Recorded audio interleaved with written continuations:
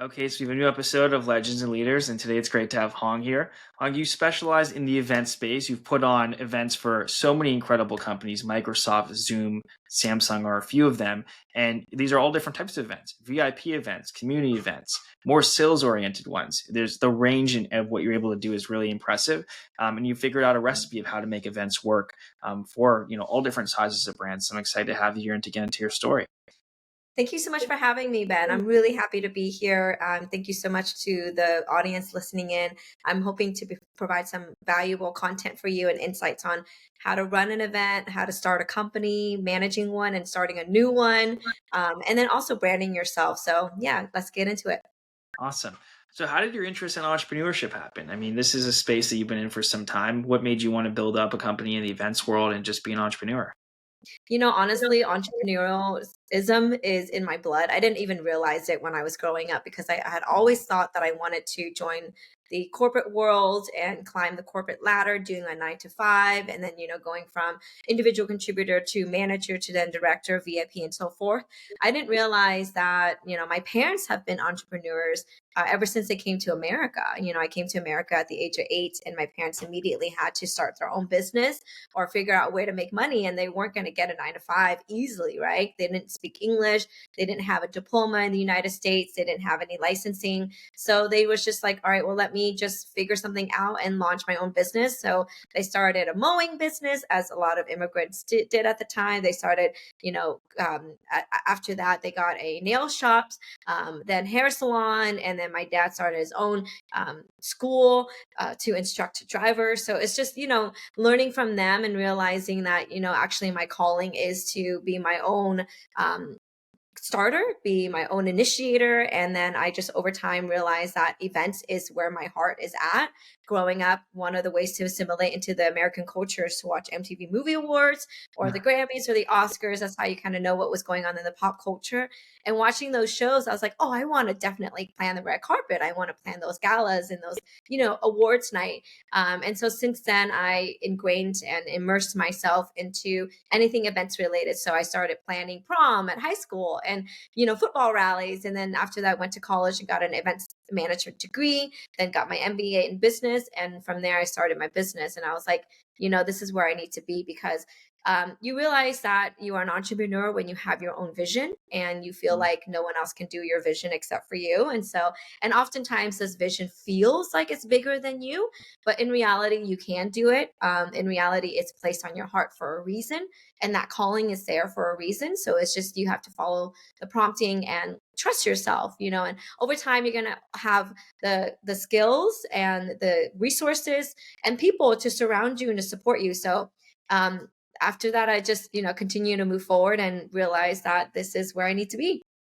So, how did you get your first major event that you were doing? Like, how did you even just get your first event for the company, let alone Yeah, major one? what's interesting? Yeah, so when I started my events management company in 2013, I didn't have one slice of business at all for 2 years. And so we were starving. We were, I didn't know what the heck I was doing. I was like, did I make a mistake, right? But I realized that it doesn't, you can open up a brick and mortar and you can sit there and wait for people to come, or you can go out there and market yourself and you can start taking free business just to start out and build a portfolio. So I was going to a lot of my friends. I was like, hey, I started this event management company. I'm happy to, plan some free events for you just to kind of add, my book of business together and build a portfolio. So I did some business for NASA for complimentary. And then after that, got some beautiful photos that I was able to put on my website. Then I did some galas for free and awards dinner, added that to my website. I also worked with a friend at her corporate tech company and volunteered. And so after a little while, my portfolio started to build. And then I invested some of my savings into Google Ads, into Yelp, into business, like targeted ads. And I landed my first whale. And when I say a whale, it was a huge chunk of business. And at the time, it was like $500,000 worth of event management services. And it was my very first business. And I was like, whoa, like this is a lot of money. It's a lot of scope. And so I took that money and I reinvested back into the company. I didn't obviously, first time around, a lot of entrepreneurs think, oh, you can, this is profit, you can take it. No, you like don't eat off of your tree the first several years. Like you need to reinvest into the soil. And so that's when I took the money and I hired more people. So I grew from just me to then we had a set of 4 employees that were working on this program. And then we got more business after that. And so year over year, my goal was to retain my base of clients so that instead of like growing too fast, I focus on satisfying the current clients that I have so that I can have retention. And customer retention is way more important than growth because that is your baseline revenue that you can depend on year over year. Instead of like trying to get more clients as much as possible, because what if you can't service them? And what if you do bad quality? Then you have a bad rep and there's a lot of turnover. So instead of like growing too fast, I focused on maintaining a very strong foundation and strong base with not only with my clients, but also my employees. So, I increased their salary. I then, after 2 years of being in business, I added on health benefits and 401k just to make sure that the people are happy, the culture is good, the pay is good, and they're not going to go anywhere. And so then we focus on retention of service and retention of clients. And that's how we started to grow. What do you think you did right, like ad wise, that attracted that level of client? Like, especially for such a new company. I mean, I'm sure your website looked really nice, the photos were good, but what did you like? How did you structure that ad that caught this big whale? I think it's all relationship building. So Mhm. obviously at the time I won that job in 2015, right? For my very first client in my business. And I think I was like 26, 28 at the time. Mhm. I had an imposter syndrome as many of us do at some point in our lives in entrepreneur or even in your career. And I just showed up and I was like, after bidding for Habitat for Humanity and failed, after bidding for several other large programs and I bid for Facebook, I bid for Twitter at the age of 26, 28, and I failed. And after that I was like, I'm not going to be something that I'm not. Like I'm not going to say I'm a big company because I'm not. I then learned to lean into who I really am, which is a boutique event management agency. I am young. I am, a new company. I am a startup. I am boutique. I am small. So I leaned into that. And some of the benefits, like acknowledging who you are, is that you start to realize your strength, right? So as a small company, one of our strengths was that we're nimble, we're flexible, we are agile, we can adjust with you however you need us to go and we can evolve. Whereas a larger agency, they can't really evolve as much. They're very structured, they're very bureaucratic, there's a lot of politics, a lot of red tape. And so by leaning into that, I went into the sales meeting, with saying, hey, you're a big client, we're a small agency. However, there are some areas that we can definitely meet your needs by being flexible. And one of those areas of flexibility is pricing or, being able to put whatever team members that I needed to be on there. So I can give them like the A team, right? If you go to a big company that services a lot of large clients, you're not going to get their A team. You're going to get their B team at best, right? Or their C team, unless you pay a large dollar amount that competes with other larger clients. So I told them, like, you're going with a smaller agency, but you're going to get our A team. You're going to get the focus that you need and the quality of service that you need and high glove treatment. And I was like, this is who we are. And I embraced it. And by embracing who I am, the client saw that we were hustlers, that we're ready to accommodate, that we're ready to evolve with them.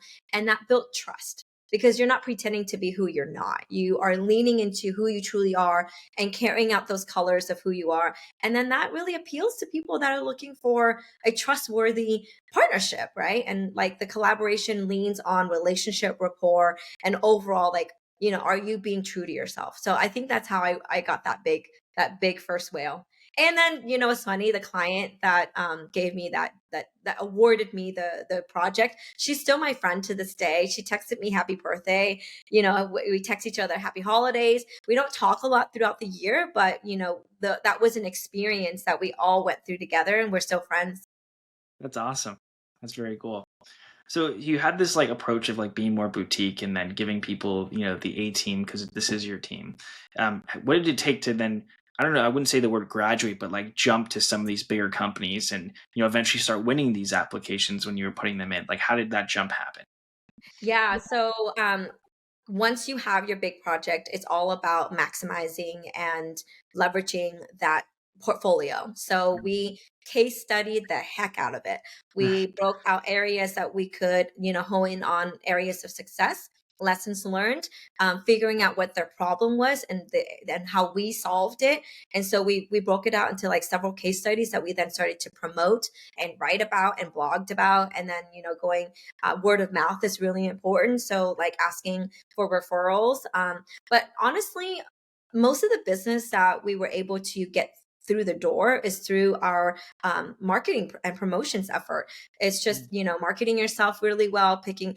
It's really interesting. You might not even realize how important it is, but like how you present yourself online is like super key. Yeah. You want to make sure that your colors are right. Your fonts are mature and sophisticated, and the way that you display things, because it's the first impression that they get of you. So that's why our website, we're very focused on making sure that we're targeting to corporate clients. Our clients are tech corporate clients. So therefore the website needs to represent just that. If we want to, for an example, target companies that are in the tech industry, we have case studies that focus on tech products and how our services brought their content to life. For an example, we had a client, LG. They wanted to promote their 3D screens and to 3D TVs and all that stuff and their innovation. So we were trying to figure out how to make that immersive, how to make that experiential. And then we case studied the heck out of it. So I think being able to make that jump is having a really good representation, marketing your current case studies and your current clients, asking for referrals, and then just, making sure that your brand is really on par with who you're trying to target. It's the brand in itself. Like, it's not like yes, you're representing who you are, but you're also trying to make sure that there's an alignment of who you want to partner with. So if you want to partner with nonprofit, if you want to partner with tech, if you want to target, young entrepreneurs, like, you got to make sure you understand your audience, and then your content needs to match what it is they're looking for. And just to make sure that there is some kind of, there is an alignment there. Hmm. So what made you develop this like niche of tech companies? Is it an area you've just been passionate about, or you thought like they need elevated events and it wasn't really at that point? Like, why tech companies? Well, uh, really shallow, but tech companies have the funding Yeah. to pay us what we want to get paid. And nonprofits, unfortunately, they don't have the budget to do that kind of elevated events. And elevated events are really, really fun because you could be creative, you could be innovative, you could think out of the box. You have the budget, right, to actually bring things to life that are much more, that are not stale, that not Yeah. static. And the only industry that have the funding for that is tech companies. And also, the really cool thing is that we are in the Bay Area, and a lot of our Mm. clients are in the Bay Area that are tech. So then therefore, it's so funny because I was driving down 101 north and south, and I was like, oh, that's a client, oh, there's my client. So it's interesting. Yeah, it's just, I think it's about also the environment that you're in. And because I'm in the Silicon Valley, I can easily attract the tech clients. Interesting. So you've got all these different types of events. Like, how different is it to pull off a community event versus like a VIP event? Like, what kind of goes into even just putting an event together as like a robust event Yeah. for these Yeah, companies? it's really important to know your audience. So if I was a tech company and I'm putting on a community event, I would have to decide, well, where are all my community members? Where do they live? So then from there, we then, pick the region and the cities that we go to. But also we got to understand like their needs and what they're looking for and what they want to be educated on, and what their desires for in going to an event, because there's a lot of effort and energy and time and money that is required of an attendee to go to an event. So you have to really make it worthwhile for them. But first, starting with, what's your company's goal? Like, are you doing the event to promote a product? Are you doing it to network? Are you doing it to retain customers and build relationships? And then secondary to that, thinking of the content that you want to have at this event. So what's the messaging like? What's their takeaways, right? What are the actionable insights that your attendees are going to walk away with? And what's the value that you want to give? So, and then the third is identifying who your target audience would be, and then what the demographics are. Are these, individual contributors? Are they mid-level managers? Are they directors or VIPs? Are they executives? And then once you understand those components, then you can decide the event format and the event type.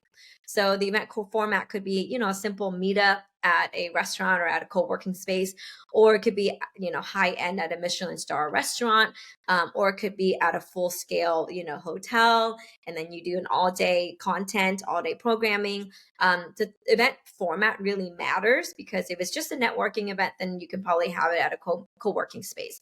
But if it's really high end and you want people to, be able to contribute and share and actually like have peer-to-peer learning, and then be able to truly network and have that connection, then maybe you do a private space at a restaurant. But if you have a lot of content you want to share where, it's enough for an hour session, then that's when you decide, okay, maybe we go to a hotel or a non-hotel venue to have that full day programming. And then after that, determining your budget. Obviously you need to have funding and support from your senior executives to actually pour investment into this event, because events aren't cheap, right? Like, a dinner for 50 people could cost you $10,000. So you really need to understand what is the return on investment. So once you have the funding, what's the return on investment? How are you going to, make money from this event? Are you going to, expand your business? Are you going to get new business, net new customers, and then figuring out who from your company is going to be there. Who from your company is going to be there, in a sense where, are there salespeople? Are there speakers? Are there expert subject matter experts? And then figuring out that entire environment right when they're on site, because once you have those people, like, their attention is yours, right? For that 1 hour, 2 hours, 5 hours, you don't want to miss the opportunity to continue to retain their attention at the location and then post event.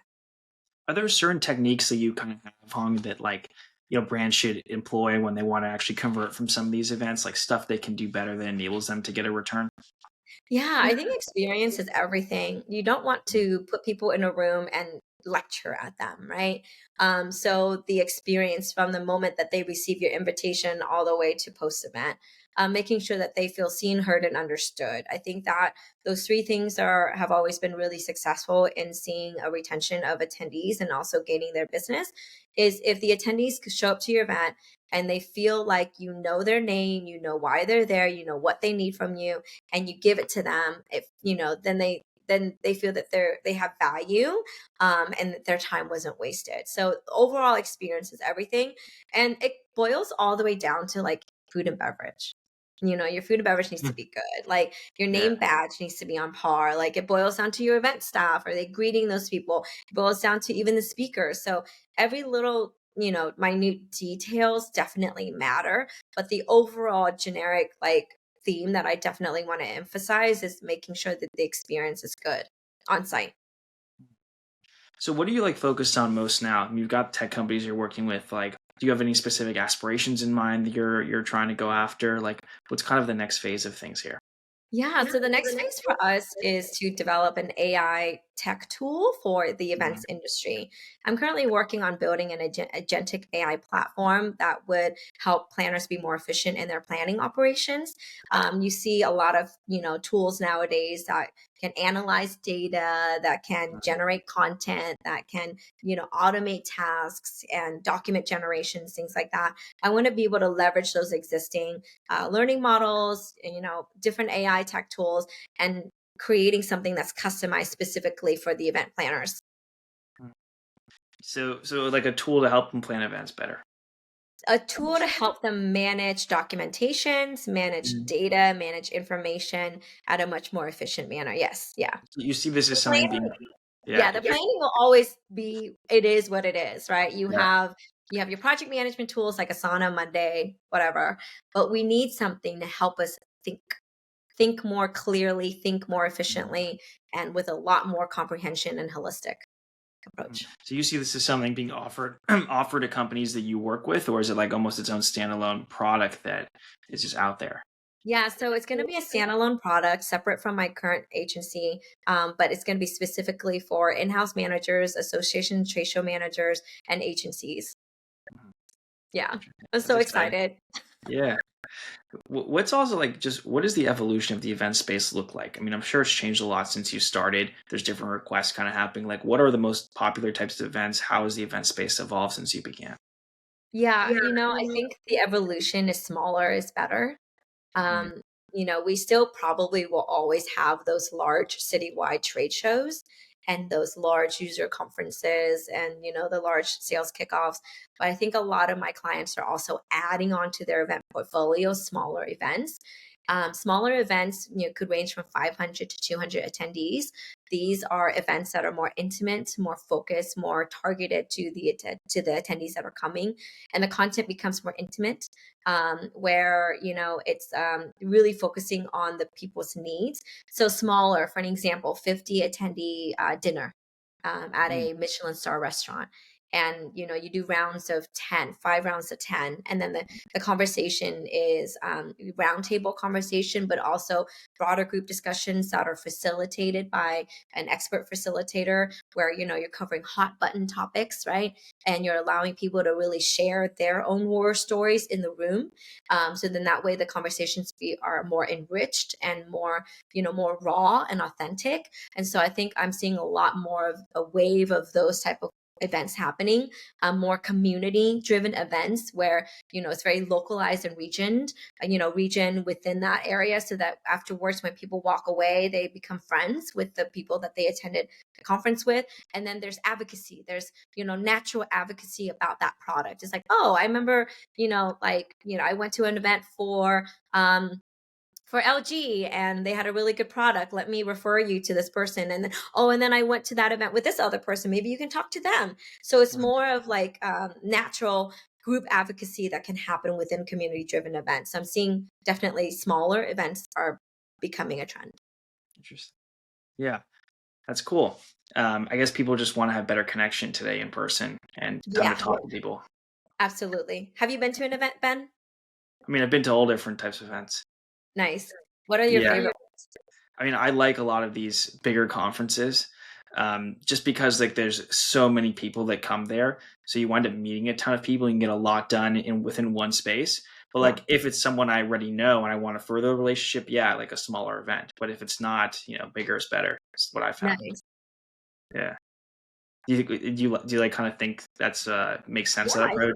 I've gone to big, I've gone to small. I get what you mean with the bigger events where you can definitely meet a lot more people. But Yeah.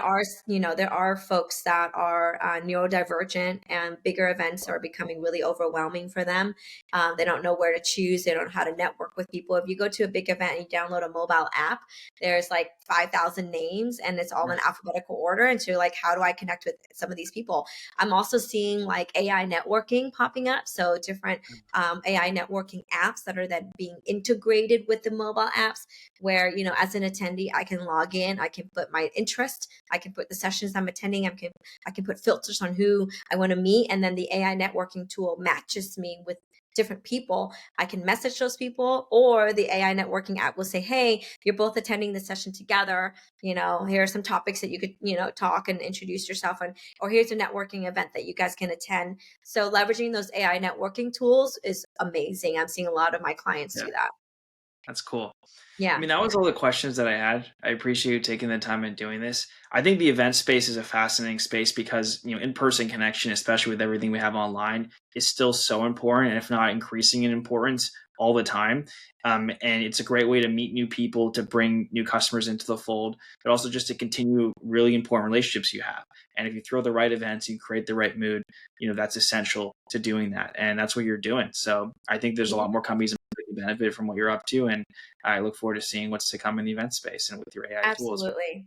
Yeah, I would love to do another follow-up podcast with you to share with you the product that I've launched. And I'm excited to Sure. share that in October. It's going to be a really big game changer for planners out there who are still doing things manually.